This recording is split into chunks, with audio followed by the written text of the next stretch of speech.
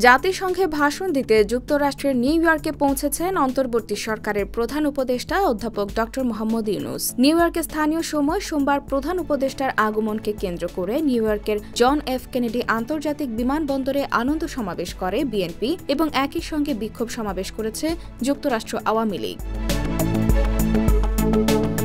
প্রধান উপদেষ্টা ও তার সফর সঙ্গীদের বহনকারী কাতার এয়ারওয়েজের একটি বাণিজ্যিক ফ্লাইট 23 সেপ্টেম্বর নিউ ইয়র্ক সময় রাত 10:10 নিউ ইয়র্কের জন এফ কেনেডি আন্তর্জাতিক বিমানবন্দরে অবতরণ করেন। কাতার এয়ারওয়েজের ফ্লাইটটি 8 নম্বর টার্মিনালে অবতরণের আগেই বাইরে পক্ষে বিপক্ষে বিভিন্ন স্লোগানে মুখরিত হয়ে ওঠে গোটা টার্মিনাল এলাকা।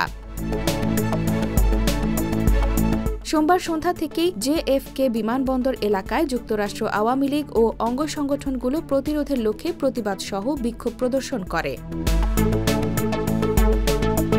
এদিন জাতিসংঘ বাংলাদেশের রাষ্ট্রদূত মোহাম্মদ আব্দুল মুহিত এবং যুক্তরাষ্ট্রের বাংলাদেশের ভারপ্রাপ্ত রাষ্ট্রদূত DM সালাউদ্দিন মাহমুদ বিমানবন্দরে প্রধান উপদেষ্টাকে অভ্যর্থনা জানান। পরে মোটর শোভাযাত্রা সহকারে অধ্যাপক ড মোহাম্মদ ইউনূসকে ম্যানহাটনের অভিজাত হোটেলে নিয়ে যাওয়া হয়।